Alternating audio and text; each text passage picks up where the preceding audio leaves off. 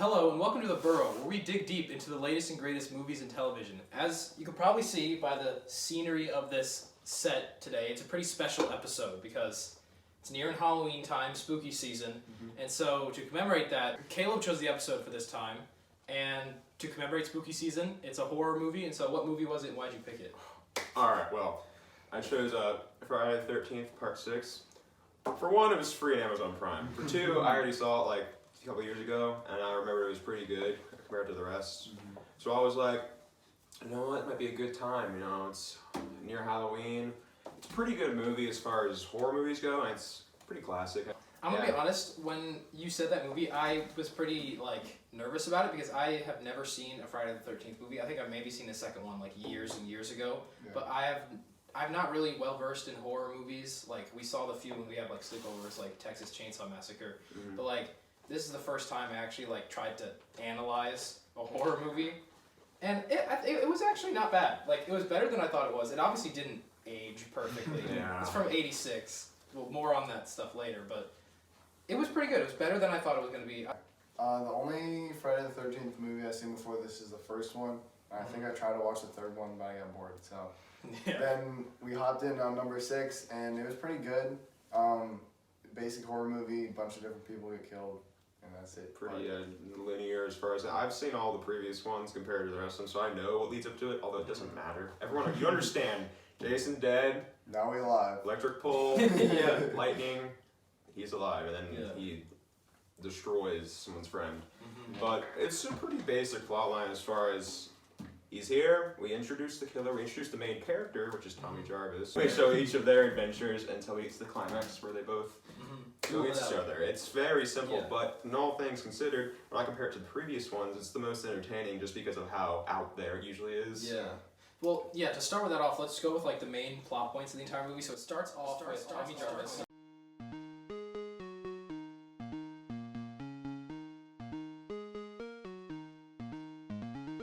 They're like, how do we start this movie? He's dead. Lightning, dude. Them maggots would have been yummy eyeballs. It's a family heirloom. The hockey mask of the psychopath that murdered my family. They were pretty stupid. They're actually smart for once. No.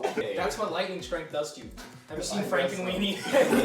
No, he's not. You're just insane. It's in a forest. What color is the forest? Green. Forest green. Oh, I accidentally ripped his hand off. No, his body is in pieces. You can't just do that. No, you actually didn't. I just scooped the dirt over it. Yeah. Well, they didn't buy the bullet. Oh, yeah. Well, he's got superpowers. Yeah, he got struck Yeah, by we'll just lightning. shows her face through an RV. Where the dot goes, you bang. Megan. They're understaffed. She goes back to sleep. What? Well, she technically jumped out the window, but she was dead and it was saved her the body. Titanic. They're just messing around with this bloody machete. My thing- So strong because of his lightning magic. I got this. He doesn't got this. Turns him into a pretzel. You have lightning strike. I don't know if the lightning strike goes into quads, man. I'm pretty sure it's just bicep. And then that's the end of the plot.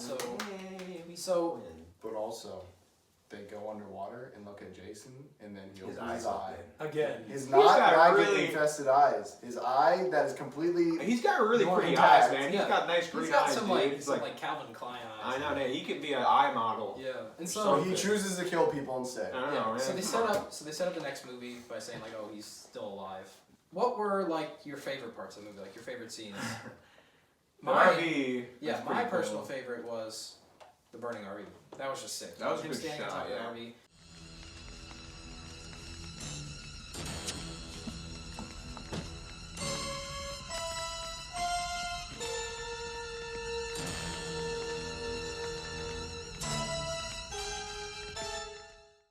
But I also really liked the burning boat fight scene, even though it was a bit wonky. Yeah, the rules. a bit overextended. Yeah, but parts. that was a cool scene. But the burning RV was definitely my favorite. I think my favorite... I agree with just the shot with him standing on the burning RV I think was we all really agree cool. with that. It's a fantastic shot. But my favorite kill was in the beginning when he kills one of the camp counselors, and then the girl camp counselor gets out of the car, and he Teleports disappears. away. And then she thinks she's safe, and then he just dunks on her from above with some... Yeah, he shaps that stuff right through her skull.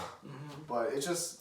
I thought she was going to get away, gonna be honest. Yeah. She did not. I was like, oh, this might actually be interesting. Theoretically, because I already seen this obviously, but I was like, if I was in a position I just saw it, I'd be like, oh, it'd be kind of interesting if she actually lived and she'd be the one to be like, Jason. there is a dude out there. But That's my what I thought was favorite, good, like, too. at first, like, rating kills, my favorite kill is when Jason shoves the girl's head through the RV, because it's like, it makes no sense, but it's just so wacky that I like it. It like morphs the shape of the Yeah, like her face. screaming so face cartoony. goes through. Yeah, for some reason I thought that was like, you know what? Like realistically, no, but it's a kind of it was a novel idea. Like it's a memorable kill. Yeah. Right? So like I haven't seen any of the other Friday the 13th, but like where would this rank with all the ones? As that far you've as seen? fans go, and as far as me as well, this is like probably like the top 3 because it's just like it's so memorable. The kills are good. You know, the Jason's look in this one also is really classic. Yeah, I think this is like the iconic Jason. Yeah, this is one of them. Yeah, for sure. But most people rank number 4 as part 4 their best. Like the number 1 usually. Part 3 actually is ranked pretty low usually because it's the only reason people like it is because that's where he gets the hockey mask. Yeah. But for like part 6 personally is like probably my second favorite. Part 4 is probably my favorite though, just because it added a lot of some, and it actually was supposed to be when he actually died. So when his death was really nicely well shot. Yeah. I think Friday the 13th, at least from what I saw with this one, it was sort of plagued with the problems that all horror movies face. Like, you have to try to make it scary, and by trying to make it scary in 1986, it doesn't really hold up that well nowadays. Like, some of the effects look a bit wonky, some of the kills don't look real, and... They do a lot of cutaway kills. Yeah. Like, he's like, oh, and then they cut to a different scene, and then it's like, oh, it's assumed that he chopped their head off. So like, so I think a lot of horror movies face those problems. By having to make it scary, it makes it less realistic. At least when it's an old horror movie. Like newer horror movies, they're able to make it look extremely realistic. Texas Chainsaw Massacre is probably the only old horror movie that actually is still holds up pretty well. Yeah, like honestly, when I was watching this, I wasn't really scared. Like I was frightened at times. I was like, oh, this is a frightening scene, but I was never like shivering where I was sitting like, scared. Because if you compare it to other horror movies nowadays, like what's some Hereditary. Like, yeah, like there's some like all the new horror movies nowadays are so much more terrifying because the effects make them seem so much more real. Yeah, so and they need to be better than the ones prior, or else there's no reason to watch them. So they have to make them like that much more scary. Like the new It movies and stuff, Pennywise is crazy terrifying. Yeah, and the shot, like again, the cinematography. As far as horror movies go, the cinematography is pretty good throughout like most of them. Like the shots in this movie are they do a lot of very nice. Suspenseful shots. But then as she's walking out, as she put the kid to sleep, you see Jason in the window right behind her. Like she and gets he up, follows. That was her. such a sick That scene. was I sick. was like, that is so cool because like through the shot of him following her like through the window. Through the window, right? you can see it in the And background. then she walks out the door, right? But like they do a shot kind of around the corner. You don't see Jason; he's not there anymore, right? That's something I really do praise horror movies for overall. Is that whoever shoots the scenes, as far as cameramen, they know what they're doing. They do good. It's not just some kind of like it's not a film that's being made by like an 18-year-old like like wannabe. Like us. and so it's got some very awesome parts to it. Yeah, like speaking of those, the top shots: A, the burning RV standing on top of it; B, him tracking the camp counselor in the window. You can see him in the window, and then there was one more that I can't remember. There's also one scene like we was in the woods when they're in the paintball like the he was like blending in. Yeah, and he was like living in the trees, but they passed it. They were like they were doing a side shot. Like a tracking shot of these people walking. Yeah, and then he passed through Jason's head. Yeah, it panned to Jason. You could see him looking at them through the bush. Yeah, that was really scary too. So like, I don't know. I haven't seen many horror movies honestly, but Friday the 13th is like such an iconic name for horror movies. It's like the most notable and most known horror movie franchise. Not even franchise, just horror movies in general. Yeah. And so like I think it honestly deserves it. Like it's really scary, at least for the time. If it was made nowadays, maybe not. Yeah. It wouldn't hold up. But like for what it was able to achieve in like the 80s, it was that's like an experience. Like watching it was not as much of a movie, but more of just like, okay, what's gonna happen? And it's like I don't know how to say, like a carnival. Like you're watching it and it's more of like, okay, what wacky things are going to happen next, but like in a scary guise, and I thought that was really interesting. Another side note, I was just thinking of this when I was watching the movie. It's like, it's weird to watch a horror movie by yourself. You usually do it with your friends to either laugh or like be scared or something, but watching it by yourself is kind of lame. Not gonna lie. It's just like that was really scary, right, guys? Oh wait, it's just me sitting here. That's one thing I always wanted to experience. Like I used to be really scared of horror movies. Just till like 2017 when the new It movie came out was when I started watching them. I always wanted that like movie theater horror experience, and because it's so much fun watching tons of people. So I imagine like watching this movie with a ton of people would have been so much fun when it first came out. Going to a theater and going to see Jason Lives Friday the 13th #6, and seeing all those scary shots and all those kills with a whole audience of people. That's like something that we probably won't ever be able to experience, especially in this COVID-19 timeline. Yeah. But I'm really excited to do something like that. Like I've only seen one horror movie in theaters, and that was the new Halloween movie that came out 3 years ago. Me and AJ saw it. It wasn't that scary, so it didn't really do anything for me. So I'm really excited for when theaters open back up to do something like that. Yeah. I've always wanted to. I think it's the simplicity that makes it work so much. Yeah. Because it's a very simple movie. Yeah, there's not much to think about. Just a dude with a machete cutting people's heads off. It's just a good watch. You just watch it and you already know. You have end characters, killer. At the end, they're gonna have a confrontation that might end in the tussle character's death, or it might end in their victory. Right? It's very simple. It's a very just mellow watch. You don't have to like think about anything, which is why I like these kind of movies because I don't have to like think. Oh, like this character was from like 2 movies ago, and like no, it's just like the only simple kind of confusing things they have in this movie is just knowing what has come from previous movies. Just Tommy Jarvis' character in general. It's just he's been around for a few movies. That's the only complexities it has. Like the rest is just all contained. Yeah, in they one tried movie. to add like this is called the Tommy Jarvis era because he was in 4, 5, and 6. 5 is a terrible movie. But 4 is really good and 6 is really good, so that was like this is called the Tommy Jarvis era, right? But they tried to add like this whole like continuity of characters, but it kind of fizzled out because it was kind of like we had 2 good movies in there, but like it doesn't really work in a horror movie for me. Yeah, because the first 3 are loosely tied. They're not really like direct sequels. They're just all centered around Jason and his family. And then 4, 5, and 6, they tried to make them more strongly tied and cohesive story. And then, from my knowledge, I haven't seen the future ones. They just sort of go back to that single movie story because like one is him taking over Manhattan, one is him in space. So it's like they sort of gave up the narrative. To be honest, I mean, after part 6, you were in dangerous territory for just being bad movies. Like, I mean, you got 9 is god awful. 10 is just like okay. I mean, I feel like it'd be kind of cool. 8's just got some good shots because there's one shot where he's in Times Square, like really. And then 7 is just actually 7's kind of cool. But anyway, I will say, in comparing Friday the 13th to other movies from the time, such as Halloween, Nightmare on Elm Street. Nightmare on Elm Street, they're both horror movies, but they're a way different execution.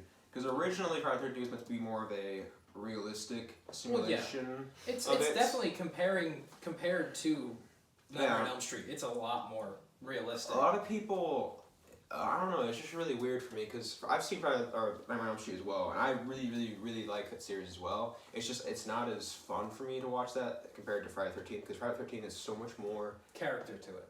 Yeah, it's just a bit more, just kind of like classy, if you would. Like Friday, or Nightmare on Elm Street is just... It's gruesome. It is. Freddy really Krueger gruesome. Looks really gross. There's a lot of gross It's got scenes. some great soundtracks, though. Yeah.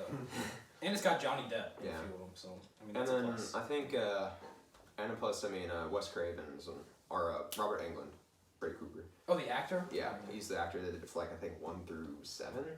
He did a lot of them. He did like 7 movies. Anyway, but yeah, you can also compare it to Halloween. Halloween's a better comparison. It's very similar. Because, but I think I've seen Halloween. I don't know, really, because Halloween is like way less iconic. Halloween. Yeah. I've seen the first one and then the one that came out like in 2017. Yeah. Like, the only thing that's really enticing about it is just the Mike Myers mask. Yeah. Like that's it. Yeah, like the hockey mask is way more just recognizable. Like I mean, they're both very recognizable, but I mean, it's just because Jason adds camp. All right. Mike Myers is a like a neighborhood murderer, right? So it's a bit more like concealed. Like yeah, you would think that would make it scarier if you like live in a suburban area. But it kind of makes it a bit more real, like ridiculous. Yeah. Because kind of like, so you're telling me this dude with a big knife. Is walking through, like on Halloween too, like when kids are out, right? So obviously it meant like, oh, he's blending in with the kids, but the camp aspect for Friday the 13th works so much better because it's like there's no one out there to help you. Because in every movie they really make it's like Jason cuts the phone lines, they can't make a phone call. They always make a shot about that. So it's a lot more scary because you're so secluded. If you want to get help, you have to book it, either drive or cross country.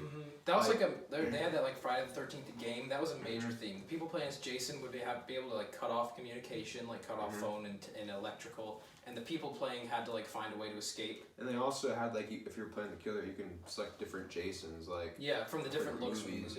That which episode 6 having the most iconic look. I mean, actually, which one is about like 3? Is that the one that not is really good? But that's 4 is 3 or 4 is pretty iconic because he has the slash on his mask where he gets hit in the head with a machete. But it's either 6 or 4 who are the most iconic because it's just because 3 and 4 are the same outfit. He's wearing just jeans with a green shirt and I think a white undershirt and his mask, right? And then 6 is him with like this like jumpsuit kind of vibe, you know, like blue and stuff. I wonder if the story of the hockey mask is similar to the Mike Myers story with his mask, because I forgot, was that Sean Connery or who was the mask that was a face of? Because in Halloween... It was, Captain Kirk mask, So the way they got the Halloween mask is they just got a Captain Kirk mask and spray painted it white, and that was it. But I wonder if it was the same with Jason's I know mask. For Jason's mask, I'm pretty sure that they were kind of like, we don't want him to wear a bag, so we need to find something. I think one of the crew just had a hockey mask when he played hockey in his free time. He was like, "I want to just use this," and they were like, "Okay." Yeah, and they put it on. And it was like, this actually works. And they obviously did the whole. They put like the red lines on it. The red lines are already on there, but they added like a bunch of like weathering, and they did the whole thing for the whole movie effects thing on it, right? Yeah. And then they're like, let's use that. So that's how it was really just kind of was like, well, what kind of mask? Oh, someone just had this. It was one of those. Which I actually like those stories because kind of just like who knew one of the most iconic imagery things. A lot of production, a lot of humble production stories are really cool to learn about. It's like these giant iconic stories have very myths, really, very the industry. Simple beginnings.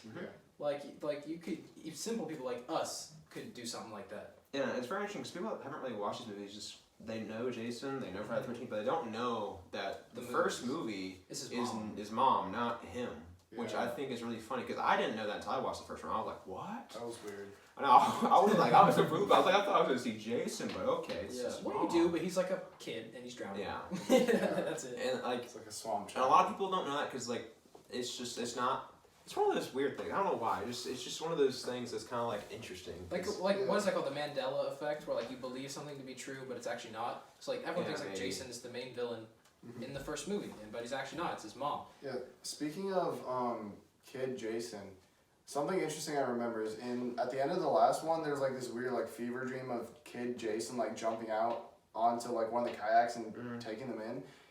I noticed that in this movie, he did the same like move to Tommy when he was on the fireboat. To be honest, I don't know where other moves you can pull when jumping out of water. Yeah. To be honest, it's very impressive that he is shooting out of the water from water polo. Yeah, really. He can breathe underwater and he can just boom, like he's knees above the water with one jump, man. Like this dude is. Yeah. And another thing. Why does everyone insist that they have to empty their entire magazine into Jason and then just stand there like if the dude takes a bullet and is not gonna die, you just gotta run straight up. And even then, some of them don't even run. Like you could outrun him. He literally walks at you, and people don't understand that if you just keep running for like a little bit, you'll be fine. People don't understand that Jason does not care if he kills you or not. He's just trying to thrive, dude. Like.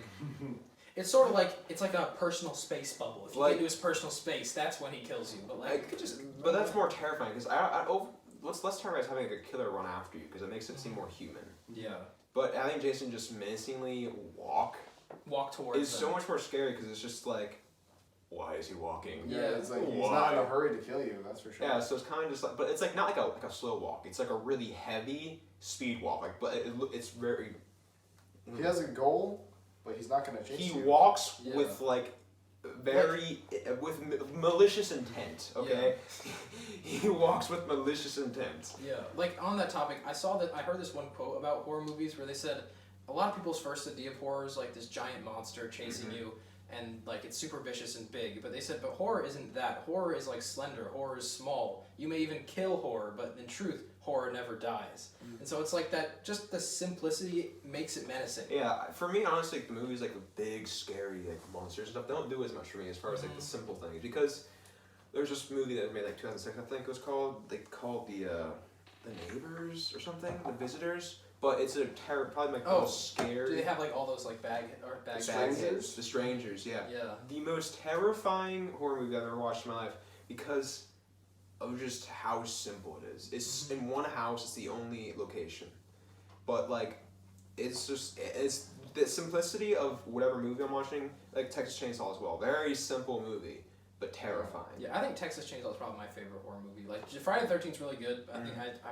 personally like Texas Chainsaw more. My favorite like killer is Jason, just because like it's just he's more iconic. He's just.